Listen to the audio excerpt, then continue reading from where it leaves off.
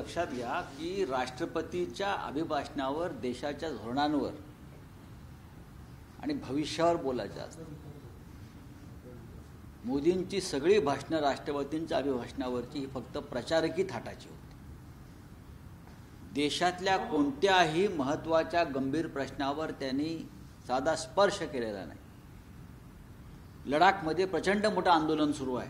लोक रस्त्यावरती उतरलेत हजारो. लडाखमध्ये, मणिपूरमध्ये गेल्या 2 वर्षापासून हिंसेचा उद्रेक आहे. हजारो लोक, शेकडो लोक मरण पावली. जम्मू काश्मीरमध्ये लोक रस्त्यावर आहेत. दिल्लीमध्ये ईव्हीएमच्या विरोधामध्ये प्रचंड आंदोलन सुरू आहे. निवडणूक आयोगाच्या कार्यालयाला घेराव घालण्याचा प्रयत्न झाला. देशातली कायदा आणि सुव्यवस्था पूर्ण ढासळली आहे. चीननं घुसखोरी केली आहे. या सगळ्यांवरती देशाच्या प्रधानमंत्र्यांनी एका शब्दाने तरी आपलं वक्तव्य केलंय का? मग कसलं भाषण केलं राष्ट्रपतींच्या अभिभाषणावर? काय बोलले मोदीजी? महाराष्ट्रासारख्या मोठं राज्य हा या देशातल्या गुंडगिरीचा सगळ्यात मोठा अड्डा झालेला आहे. मुख्यमंत्री जे त्यांनी नेमले आहेत बेकायदेशीरपणे, ते गुंडांना पोसतायत. पोलीस स्टेशनला आमदार गोळीबार करतायत. मोदी काही बोलले का? सांगा. मोदींचं भाषण तासाभराचं आहे. त्यातले 78 मिनिटं ते फक्त काँग्रेसवर टीका करत राहिले, पंडित नेहरूंवर टीका करत राहिले, इंदिरा गांधींवर टीका करत राहिले. किती काळ तुम्ही काँग्रेसच्या भीतीतून मुक्त व्हा? इतक्या वर्षानंतरही भारतीय जनता पक्ष आणि नरेंद्र मोदी यांच्या मनातली काँग्रेसची भीती जात नाही. नेहरूंनी केलेल्या कामाची भीती जात नाही आहे. त्याला तुम्ही राष्ट्रपतींच्या भाषणावर चर्चा किंवा उत्तर कसं काय म्हणताय?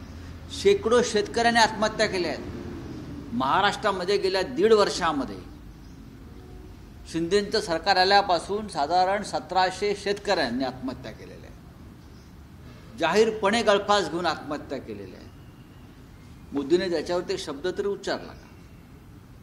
सांगा. तुम्ही कोणत्या भाषणाची चर्चा करताय? हा, एकच प्रॉडक्ट वारंवार लॉन्च केलं जात आहे अशी राहुल गांधींच्यावर त्यांनी टीका केली. बघा, एकच प्रॉडक्ट वारंवार लॉन्च केलं जातंय ते करू नये. आणि याबाबत त्यांनी स्वतःकडून आत्मपरीक्षण करावं. भारतीय जनता पक्षसुद्धा एकाच प्रॉडक्टवरती चाललेला आहे. भारतीय जनता पक्ष कडे मोदींशिवाय दुसरं प्रॉडक्ट आहे का? गेल्या 10 वर्षात आपण पाहिलंय का? कोणत्या प्रॉडक्टची भाषा करतायत मोदीजी? हा देश हुकुमशाहीकडे चाललेला आहे. या देशामध्ये हुकुमशाही कोणत्या थराला गेली आहे? तुम्ही चंदीगडच्या महापौर निवडणुकीत भारतीय जनता पक्षानं केलेल्या घोटाळ्याचं चित्रण पाहिल्यावर तुम्हाला कळेल की मोदींना एकतर दिसत नाही किंवा मोदींना ऐकू येत नाही प्रधानमंत्र्यांना आपला, किंवा धृतराष्ट्राप्रमाणे नरेंद्र मोदी हे डोळ्याला पट्टी बांधून प्रधानमंत्री कार्यालयात बसलेले आहेत. काँग्रेस सर्वोच्च न्यायालयाने याच्यावरती काल झापला आहे आणि याला पूर्ण स्थगित. सर्वोच्च न्यायालयाच्या झापण्याला काय आम्ही फार किंमत देत नाही. आम्ही आदर करतो. महाराष्ट्राच्या प्रकरणात सुद्धा बेकायदेशीर घटनाबाह्य सरकारला च्या निर्णयात त्यांनी झापलं होतं. बरं का, त्यांची झापाझापी ही चांगली आहे. आम्ही स्वागत करतो त्यांच्या झापाझापीचं. पण निर्णयाचं काय? सर्वोच्च न्यायालयानं झापून सुद्धा राहुल नार्वेकर या व्यक्तीनं, ट्रायब्युनलनं ज्या पद्धतीचा निकाल दिलेला आहे आणि घटनाबाह्य सरकारला मान्यता दिली आहे, सर्वोच्च न्यायालयाला आम्ही जुमानत नाही. अशा प्रकारची शहनशाही चालली आहे देशामध्ये. सर्वोच्च न्यायालयानं राहुल नार्वेकरला बरखास्त केलं का? सरकार बरखास्त केलं का? सरळ सरळ पक्षांतर झालेलं आहे. सरळ सरळ घटनेच्या पाठीत खंजीर खुपसल्या. संविधान पायदळी तुडवलं आहे. 10वं शेड्यूल पायदळी तुडवलं आहे.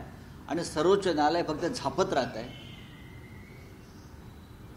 आम्हाला न्यायालयाविषयी आदर आहे, पण या झापण्याच्या पलीकडली पावलं टाका. आता काँग्रेसमुळं देशाचं नुकसान झालं, त्याचबरोबर विरोधी पक्षांचं नुकसान झालं असं देखील त्यांनी म्हटलंय. म्हणजे प्रादेशिक पक्षांवर गेल्या 70 वर्षात जो देश उभा राहिला आहे त्याचीच फळं मोदी आणि त्यांचे लोक आज खात आहेत, इतकंच मी सांगू शकतो.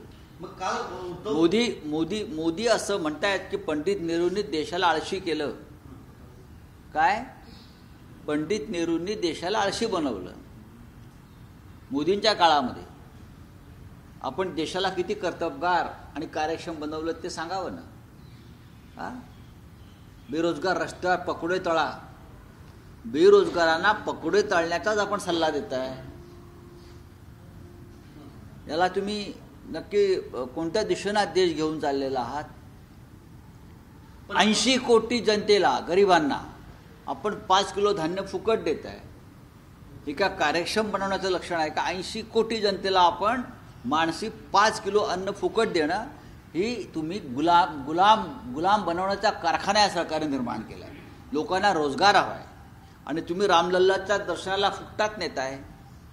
लोकांनी ते मागितलेलं नाही आहे. लोकांना रोजगार हवा आहे, लोकांना शेतमालाचा भाव दुप्पट हवा आहे, मिनिमम सपोर्ट प्राईस हवा आहे.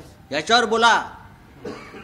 ह्याच्यावर बोलताय का? या देशातला दहशतवाद, गुंडगिरीवर बोला. या देशात तुमच्या लोकांनी निर्माण केलेल्या भ्रष्ट राज्यव्यवस्थेवर बोला. या देशामधल्या लोकशाही संस्था, संविधानिक संस्था ज्या पद्धतीने तुम्ही खतम करताय त्याच्यावर बोला. जर नेहरूंवरती हा आरोप होत असेल तर मोदींनी देशाला गुलाम केलेला आहे. 80 कोटी जनतेला 5 किलो फुकट धान्य देणं ही लाच आहे. लोकांना अधिक आळशी बनवण्याचा हा प्रयोग आहे. तुम्ही फुकट खात राहा, तुम्ही आयतोबा म्हणून जगत राहा, बरं का? आम्ही तुम्हाला फुकट देऊ आणि आम्हाला मत द्या. हे नेहरूंपेक्षा भयंकर आहे. ट्विट केले साहेब, एका गुंडासोबतचा फोटो आहे, नवीन एक ट्विट आहे, रोज तुम्ही एक नवा फोटो बॉक्स. यापुढे रोज मी या सरकारच्या गुंडगिरी संदर्भातलं माहिती देत राहणार आहे. कालही दिली, परवाही दिली, यापुढे देत राहीन. आणि मी ते ट्विट प्रधानमंत्री आणि अमित शहा यांना सुद्धा टॅग केला. आपण पाहिलं असेल की राज्याचे मुख्यमंत्र्यांना ज्या प्रकारे गुंडटोळ्या भेटतायत येऊन वर्षा बंगल्यावर, मंत्रालयात, शासकीय निवासस्थानी, खून, दरोडे, बलात्कार, या संदर्भातले जामिनावर सुटलेले किंवा जामिनावर खास बाहेर काढलेल्या या गुंडटोळ्या राज्याच्या मुख्यमंत्र्यांना भेटून नक्की काय चर्चा करतायत? या गुंडटोळ्यांचा वापर कायदा सुव्यवस्था राखण्यासाठी हे मुख्यमंत्री आपले करणार आहेत का, की उद्याच्या निवडणुकीमध्ये विरोधकांचे मुर्दे पाडण्यासाठी करणार आहेत, लोकशाहीचा मुर्दा पाडण्यासाठी करणार आहेत? हा अत्यंत गंभीर प्रश्न आहे. अजित पवार यांचे चिरंजीव एका गुंडाला भेटतात. मुख्यमंत्र्यांचे चिरंजीवांच्या वाढदिवसाला गुंडांची रांग लागलेली आहे. कल्याणमध्ये आमदार गोळीबार करतायत. आज एक मी छायाचित्र टाकलेलं आहे, पहा तुम्ही. उद्या एक टाकीन, रोज टाकणार आहे मी. गेल्या महिनाभरामध्ये वर्षा बंगल्यावर आणि मंत्रालयाच्या 6व्या मजल्यावर ज्या त्यांच्या राजकीय बैठका होत आहेत असं म्हणतायत ना, त्या फक्त गुंड टोळ्यांच्या म्होरक्यांबरोबर बैठका होत आहेत. आणि मुंबईतला एक माजी पोलीस अधिकारी हे सगळं घडवून आणतो आहे. त्याचा लवकरच पर्दाफाश आम्ही करणार आहोत. फक्त गुंड टोळ्यांच्या बैठका घेऊन लोकसभा, विधानसभा आणि महानगरपालिकेमध्ये राजकीय विरोधकांना खतम करण्याचं षडयंत्र हे अधिकृतपणे रचलं जात आहे आणि त्याचे पुरावे आम्ही रोज देत आहोत. हे प्रधानमंत्र्यांना दिसतंय का? नेहरूंनी देश आळशी बनवला म्हणताय ना, मग तुम्ही काय हा देश गुंड बनवताय का? हा महाराष्ट्र शिवाजी महाराजांचा, यशवंतराव चव्हाणांचा, बाळासाहेब ठाकरेंचा, शाहू फुले आंबेडकरांचा तुम्ही गुंडांच्या हातात दिलेला आहे, गुंड टोळ्यांच्या हातात हा महाराष्ट्र दिलेला आहे. या संदर्भात देशाच्या प्रधानमंत्र्यांना काही जाणीव आहे का? तुम्ही आता राज्याचे दौरे करताय सध्या ना, मग तुमच्या स्वागताला गुंड टोळ्या तुम्ही घेऊन येणार आहात का मुख्यमंत्री? याचं उत्तर द्या. पोलीस अधिकारी कोण असेल? थांबा, सगळं येईल. फोटो बॉम्ब पहा तुम्ही. हा. अदानीला मुंबईतील कांजूरमार्ग, भांडूप, मुलुंड, माटुंग्यातील मिठागराची 283 एकर जमीन दिली आहे सरकार. याविरुद्ध आम्ही मोर्चा काढला होता माननीय उद्धव ठाकरे यांच्या नेतृत्वाखाली, आपण पाहिला असेल. आणि त्याच्यामध्ये सर्वप्रथम माननीय उद्धवजीने हा मुद्दा उचलला होता. फक्त धारावी नाही तर संपूर्ण मुंबईत अशा प्रकारे मिठागरं कधीच कोणाला दिली नव्हती. मिठागरा असतील, आरेचं जंगला असतील, हे आमची प्राणवायूची एक मोठी ऊर्जा स्रोत आहे, ऑक्सिजन सेंटर्स आहे. तुम्ही ही मिठागरंसुद्धा मोदींच्या मित्राला दिली जात असतील अशा पद्धतीनं भारतीय जनता पक्षाच्या मित्र उद्योगपतींना दिली जात असतील, ही मुंबई अशा प्रकारे लुटली जात असतील आणि मुख्यमंत्री गुंडांबरोबरच्या बैठकीत मग्न आहेत. लाज वाटली पाहिजे. असा प्रकारचा अकार्यक्षम आणि महाराष्ट्र द्वेष्टा मुख्यमंत्री, महाराष्ट्रद्रोही मुख्यमंत्री या महाराष्ट्राला लाभलेला आहे. आणि मोदींना हेच करायचं होतं, म्हणून मोदी आणि शहांनी शिवसेना आणि राष्ट्रवादी काँग्रेसचे तुकडे केले. काल तुम्ही किरीट सोमय्या यांची मिमिक्री करत त्यांच्यावर टीका केली होती. त्यांनी असं म्हटलं की मिमिक्री करा पण मुद्दा सोडणार नाही कोविड घोटाळ्याचा. नका न सोडू, पण आपण भ्रष्टाचाराविरुद्ध बोलताय ना, म्हणून भ्रष्टाचाराची काही प्रकरणं तुमच्याकडे आम्ही पाठवली आहेत ना. तुम्हाला कोण म्हणते मुद्दा सोडा? तुम्ही मुद्दा सोडू नका, किंवा तुम्ही तुमच्या कमरेवरचं सोडा. ते ऑलरेडी सोडलेलं आहे, आपण पाहिलं असेल.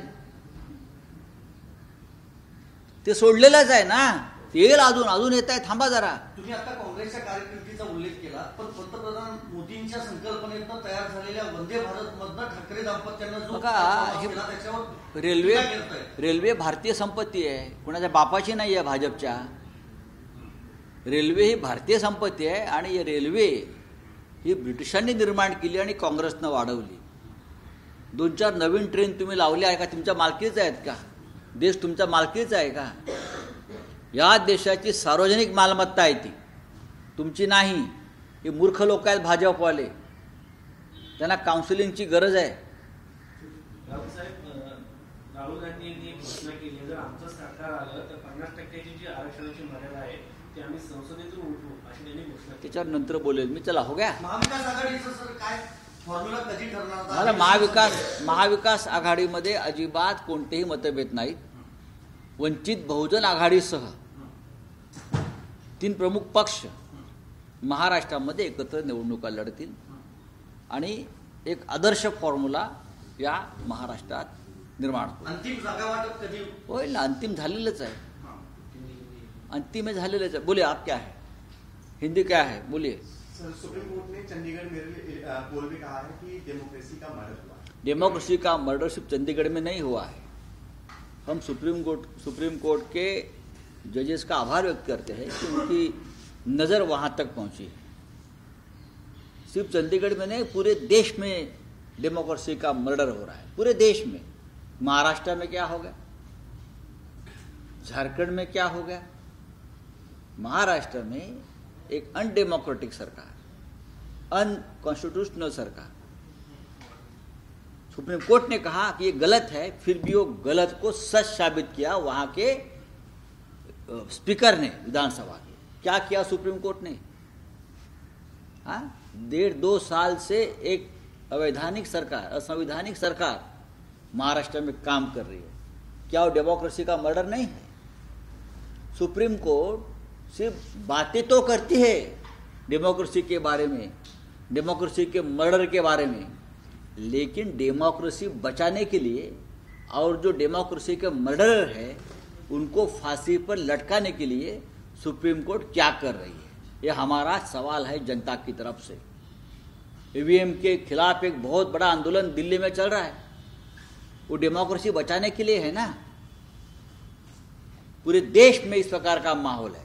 अगर सुप्रीम कोर्ट की बात जो आप कर रहे हो ना, सुप्रीम कोर्ट ने भी अब सड़क पर उतरना चाहिए देखने के लिए कैसा मर्डर हो रहा है डेमोक्रेसी का.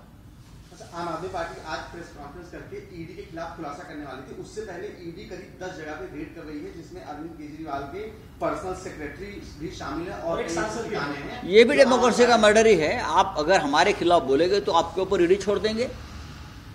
ये भी डेमोक्रेसी का मर्डर ही है ना.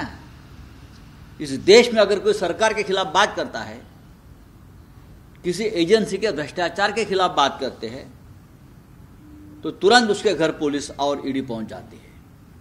लेकिन महाराष्ट्र जैसे राज्य में खुलेआम गुंडों का राज शुरू है, भ्रष्टाचार चल रहा है। हाँ, एक विधायक बीजेपी का खुलेआम बोलता है कि मेरे करोड़ों रुपए मुख्यमंत्री के पास पड़े हैं, करोड़ों रुपये। उसके ऊपर ईडी कोई बात नहीं करती, इस आरोप का ईडी कोई संज्ञान नहीं लेती। जो विरोधी है भाजपा के, उनके घर में ईडी पहुंच जाती है। ये डेमोक्रेसी का मर्डर है, नहीं तो क्या है। चलिए,